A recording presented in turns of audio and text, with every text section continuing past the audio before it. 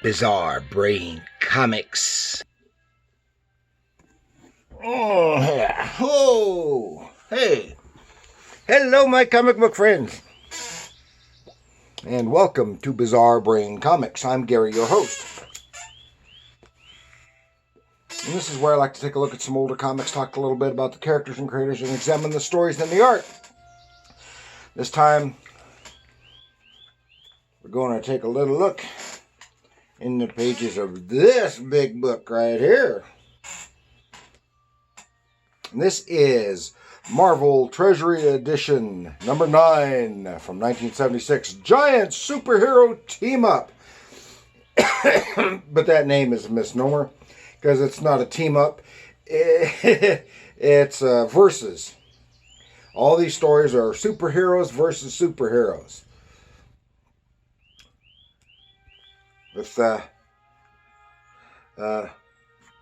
various artists. As 2 stories drawn by the great John Buscema, one by Gene Colan, and the other one by Jack Kirby.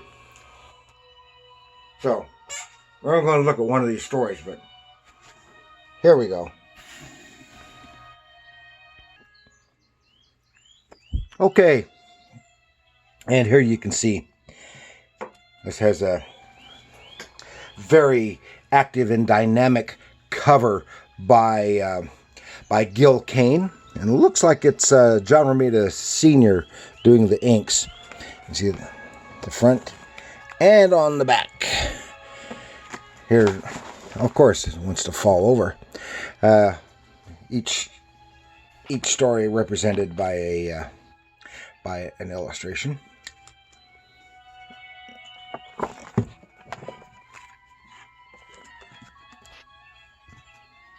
Okay, and of course these are big books. These are all reprint material, and the story we're going to look at is the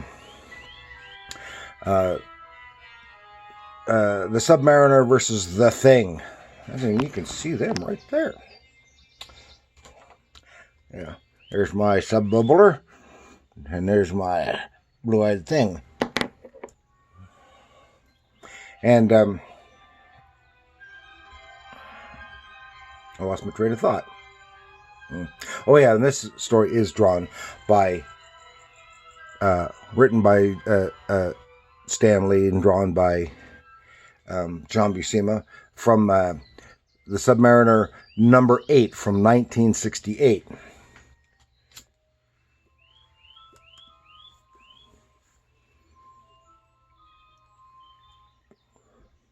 And it is some lovely artwork by Kane.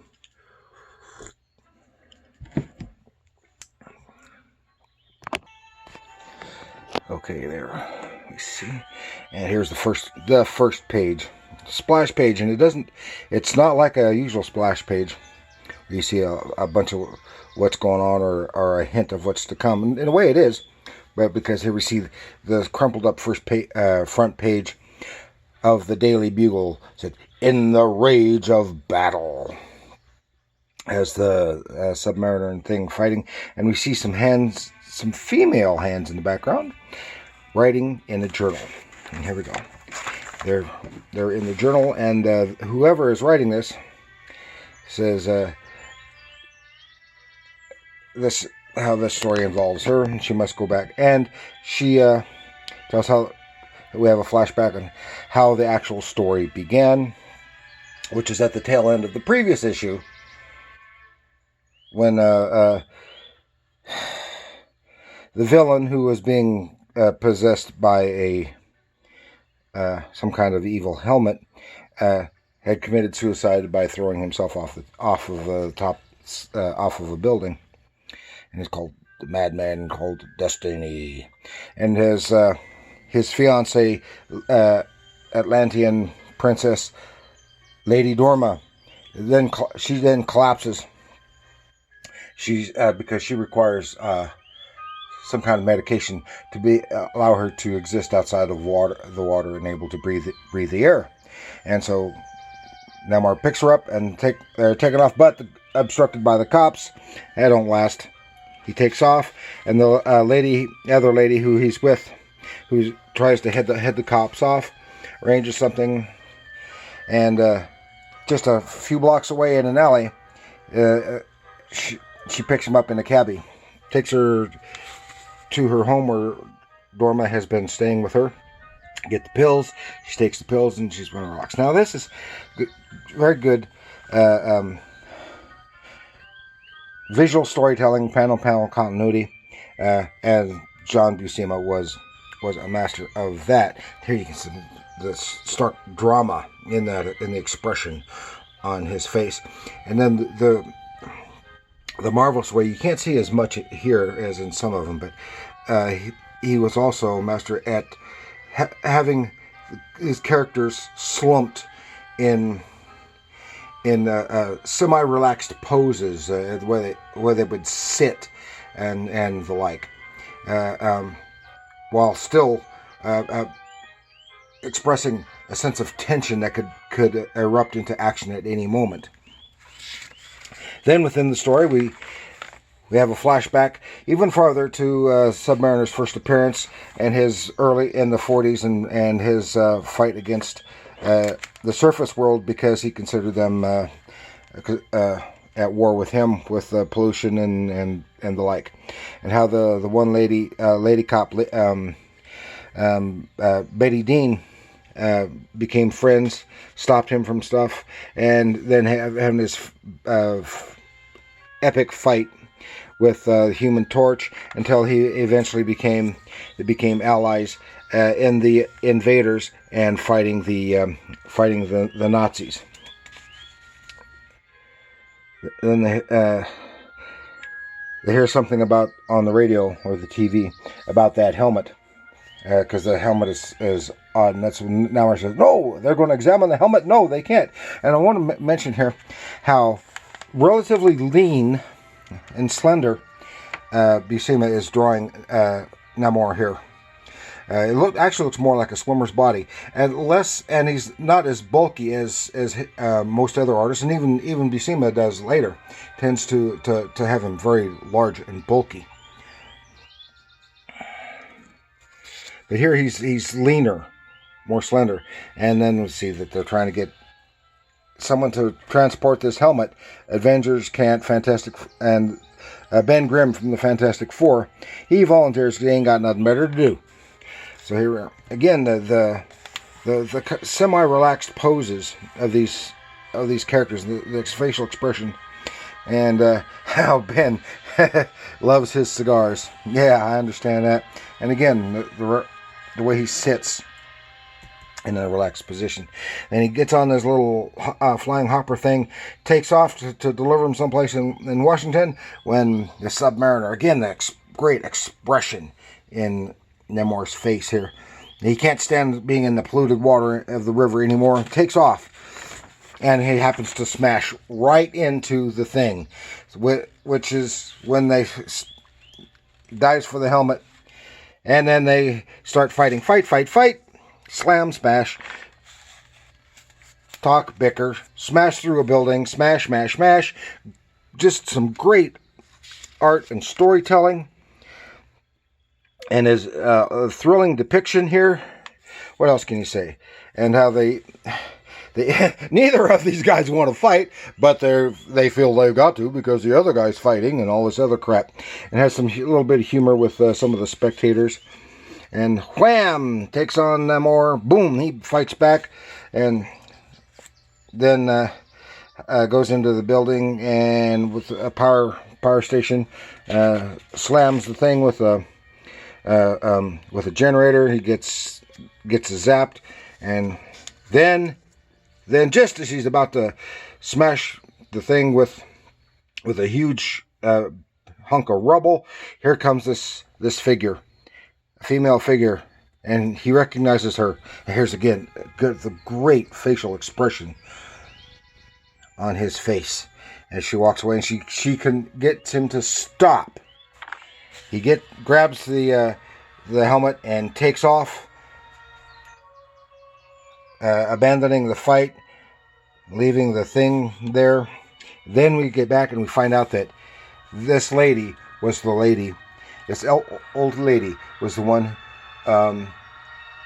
who stopped Namor in the midst of the fight, and it turns out that she is Mrs. Prentice, formerly known as Betty Dean, who had been Namor's love in the 1940s. And that's, I really enjoyed this. That framing sequence, the way it was told, it was really nice, I think, and it was a nice surprise to see who this lady was, and that she is the one actually telling the story. And then I'll show you a little treat here with the drawings of both the Submariner and the Thing, and they do this with the rest of the stories as well. Captain America, Daredevil versus Captain America, another misunderstanding. Oh, where is it? And then there's the pictures of those, which is unusual in that this was Daredevil, drawn by Jack Kirby. It looks like it was inked by, at least the face, at the very least, inked by John Romita Jr. Senior. And then the great Steranko Captain America drawing was great. And here's the Hulk versus Thor. And that I went into that one once before in a different reprint volume. And then here they are. That's good. And then it wraps up with Silver Surfer versus Spider-Man. Again, a misunderstanding, as these always were. And great John Buscema art. And I was really noticing here when you don't see John Buscema doing Spider-Man that often, but his version of the webbing on his costume is not as tight as some of the others, which I think is perfectly fine. That webbing is very difficult to draw. And then right here, there you see those pictures of those characters. And then on the inside back cover is the presentation of the original covers that these stories appeared in. Oh, yeah.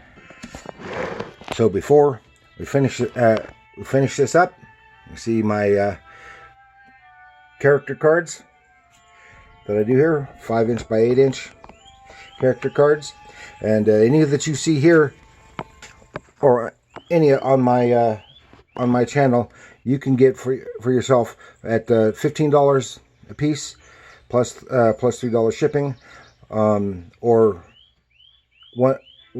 one drawn to your specifications the same way. It's 18 plus 3, or the markers didn't come out nearly as well. And if you want that thing, you can have that for $10. But let me know here at my email address.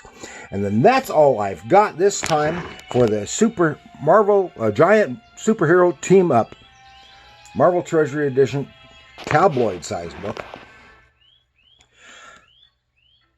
It's a lot of fun reading. You don't get those anymore. And thank you for joining me. Please like, share, and subscribe, and do leave a comment. I hope you enjoyed that that John Buscema story of the Submariner and the Thing. A good little slugfest, filled with space anyway. A nice adventure. Let me know what you think of that and anything else. And remember, comics are art.